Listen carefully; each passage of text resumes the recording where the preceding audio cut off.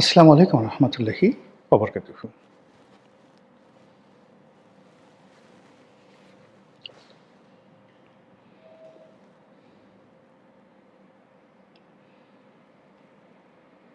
আসসালামু আলাইকুম রহমতুল্লাহি ওবরকাতুহু।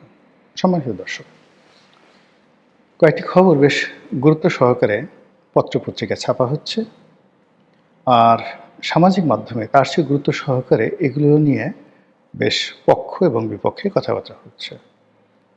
আপনারা জানেন যে সারা দুনিয়া ব্যাপী ইরাক এবং ইরান এবং আমেরিকা এই অঞ্চলে যে এখন যে কনফ্লিক্ট চলছে, এর কারণে সারা পৃথিবীতে জ্বালানি সংকট তীব্র থেকে তীব্রতর। ঠিক সেই জ্বালানির সংকট যখন তুঙ্গে, এমনকি ভারতে যখন জ্বালানি সংকট তুঙ্গে, ঠিক সেই সময়টাতে পাইপলাইনে ভারত থেকে আমাদের দেশে ডিজেল আসছে, ভারত আমাদেরকে ডিজেল দিচ্ছে। এই খবরটা প্রচারিত হচ্ছে। যারা ভারত বন্ধু তারা বলার চেষ্টা করছে, দেখো দেখো দেখো, একেই বলে বন্ধুত্ব। এই বিপদের সময় ভারত যদি তেল না দিত তাহলে তোমরা তেল পেতে কোথায়? আমাদের দেশে তো এখনো পর্যন্ত ডিজেলের চাহিদা সবচেয়ে বেশি। সেই ডিজেল ভারত দিলেও তাও পাইপলাইনের মাধ্যমে গড় গড় গড় গড় করে চলে গেল। আর এই যে পাইপলাইন, সেই পাইপলাইন তো জেনে তেনা নয়, ভারত সরকার তৈরি করেছিল এই পাইপলাইন, যার 85% টাকা এটা ভারত দিয়েছে, 15% টাকা বাংলাদেশ দিয়েছে। আমাদের দিনাজপুর পর্যন্ত এই পাইপলাইন টানা রয়েছে। তো সেই পাইপলাইন দিয়ে দিনাজপুর ডিপোতে আমাদের তেল আসছে। সবাই বললো যে তাহলে এই যে ভারত যে বিরোধিতা করেছো, ভারতকে গালাগালি করেছো, এখন ভারতের তেল ছাড়া চলো। এরপর আবার দেখলাম আরেকটি খবর যে মংলা বন্দরে সেই বিশাল একটা চালান আসছে, ভারতীয় চাল। সেটা খালাস হচ্ছে বস্তার পর বস্তা। কত 50 লাখ মেট্রিক টন না 50,000 metric ton, I don't know. কিন্তু এরকম কথাবার্তা হচ্ছে যে বিশাল চালান আসছে ভারত থেকে। গত 17 মাস ধরে ভারত বিরোধী যে আন্দোলন, এটা ছিল তুঙ্গে। আমাদের যে হাদি নিহত হলেন, তিনি বিখ্যাত ছিলেন ভারত বিরোধী বক্তব্যের জন্য। তার নামই হয়ে গেছিল কি একটা শব্দ দিয়ে, এরকম। এরপরে সে ইনকলাব জিন্দাবাদ, ভারতের দিল্লির আধিপত্যবাদ শেষ করো, এটা নিয়ে বিভিন্ন ইল্লু পিঙ্কুদের যে দল, তারা যে চিৎকার চেঁচামেচি করেছে, এবং তাদের অনুসারী যে সকল লোকজন রয়েছে, মানুষরূপী ভেড়ার দল রয়েছে, তারা শুধু বাবরি দুলিয়ে, মাথা দুলিয়ে, পাশা দুলিয়ে বলেছে ভারত নিপাত যাক, মোদি নিপাত যাক, দিল্লির নিপাত যাক। এখন এই সময়টিতে এসে যখন জনাব তারেক রহমান সরকারের সঙ্গে মোদি সরকারের পারস্পরিক বন্ধুত্ব শুরু হয়ে গেল, তখন তারা অনেকে মুসরামুসরি করছে, অনেকে গালাগাল করছে, অনেকে খিস্তি খেয়ে করছে, কিন্তু ঘটনা তো ঘটে যাচ্ছে। এর মধ্যে রাষ্ট্রদূত প্রণয় ভার্মা, তিনি মধ্যে কোন এক মন্ত্রীর সাথে বোধহয় দেখা করেছিলেন। তো মন্ত্রী বেশ পায়ের উপর পাতের, সম্ভবত সালাউদ্দিন সাহেবের সাথে দেখা করেছিলেন। তো সালাউদ্দিন সাহেবের সাথে দেখা করেছেন। সালাউদ্দিন সাহেব পায়ের উপর পা তুলে ক্রস লেগ করে মন্ত্রীকে বলছেন, মানে মন্ত্রী বলছেন রাষ্ট্রদূত প্রণয় ভার্মাকে, যে সীমান্তে যেন আর কোনো বাজে বাজে জিনিস না শুনি। তখন সবাই বললেন যে হায় হায়, দেখো কি ক্ষমতা সালাউদ্দিন সাহেবের। আর ওখানে যে ছবিটি, সেখানে সালাউদ্দিন সাহেব পায়ের উপর পা তুলে ক্রস লেগ করে বসে আছেন, আর প্রণয় ভার্মা একদম কাছুমাছু হয়ে তার সামনে বসে আছেন। তখন বললেন যে দেখো তারেক রহমান সাহেবের ক্ষমতা কত দূর। কিন্তু এক সপ্তাহ যে সারতে পারেনি।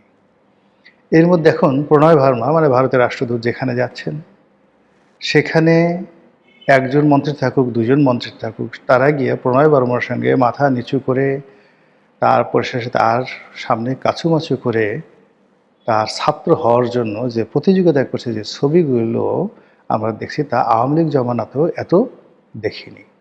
এক সপ্তাহ কিন্তু সেই সালাউদ্দিন সাহেব যে ভাবসাব দেখালেন, সেই ভাবসাব আর থাকলো না। অন্যদিকে আপনি দেখেন যে পররাষ্ট্রমন্ত্রী খলিলুর রহমান সাহেবের মতো পররাষ্ট্রমন্ত্রী, খলিলুর রহমান সাহেব এমনি পররাষ্ট্রমন্ত্রী হিসেবে যদি প্রণয় ভার্মার প্রোটোকল ধরেন, তার সঙ্গে তো বসতেই পারেন না। কিন্তু কয়েকটি ছবি আমরা দেখলাম তার সঙ্গে, খলিলুর রহমান সাহেবের সঙ্গে প্রণয় ভার্মা। সেই ছবিতে দেখলাম যে প্রণয় ভার্মা খলিলুর রহমান সাহেবকে জাস্ট লাইক ইয়াঙ্গার ব্রাদার, তাকে প্রেজ করছেন, পিঠ চাপলাচ্ছেন, বেঁচে থাকো বৎস, ভ্রাতা, ভালো থাকো, সুখে থাকো, শান্তিতে থাকো। তাহলে এই যে আওয়ামী লীগের বিরুদ্ধে যে অব্যাহত প্রচার, ভারত বিরোধী প্রচার, সেটার ফলাফল কি দাঁড়ালো বলেন তো?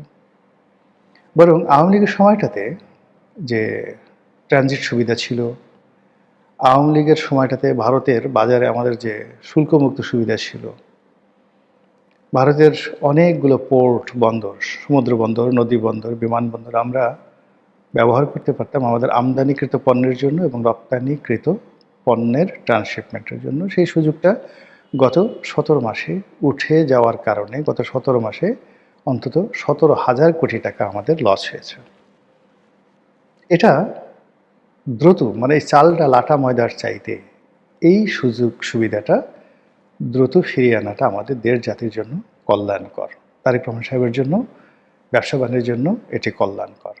তো সেটা যখন আবার শুরু হবে, আবার যখন ভারতীয় ট্রেন বাংলাদেশে আসবে, বাংলাদেশের ট্রেন ভারতে যাবে, বুড়িগঙ্গা দিয়ে সেই ভারতের যে কলকাতা থেকে স্টিমার আসবে, আর ভারতের যে কার্গো প্লেনগুলো এয়ারপোর্টে আসবে, তখন এই যে আমাদের এখন যারা ইনকিলাব মঞ্চ আছেন, এখন যারা সংসদের বিরোধী দল আছেন, 11 দলীয় জোট আছেন, জামাত আছেন, এনসিপি আছেন, তারা তখন কি বলবেন? বা তারেক রহমান সাহেবই এই প্রশ্নগুলোর কীভাবে উত্তর দেবেন? কেননা তিনিও তো একটা সময় বলেছেন যে দিল্লি না পিন্ডি, সবার আগে বাংলাদেশ।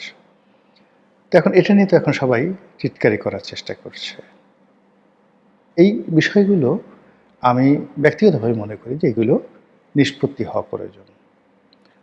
নিষ্পত্তি হওয়া প্রয়োজন এই কারণে যে অতীতে আমরা যেভাবে আওয়ামী লীগের জমানাতে শেখ হাসিনা, বঙ্গবন্ধু তাদেরকে যেভাবে অবাধে ভারতের দালাল, ভারতের তাবেদার, ভারতের মদতপুষ্ট, ভারতের দামি, বা আমি নিজেও আকার ইঙ্গিতে কয়েকবার লেন্দুব দর্জির যে কাহিনী, চরিত্র পত্রপত্রিকায় লিখেছি যে লেন্দুব দর্জি কীভাবে সিকিমকে ভারতের হাতে তুলে দিয়েছিলেন।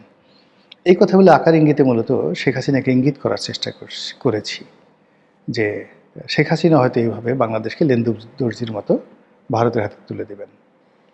তো এখন বর্তমান প্রেক্ষাপটে যদি আমি কল্পনা করি, তাহলে এই যে আমাদের যে চিন্তা চেতনাগুলো, এগুলো একেবারে বালখিল্য এই কারণে যে ভারত যদি চাইতো, যেভাবে তারা কাশ্মীর দখল করে নিয়েছে, পাকিস্তানের কাছ থেকে তারা কাশ্মীর দখল করে নেয়নি। কি করেছে পাকিস্তান? কিছু করতে পারেনি।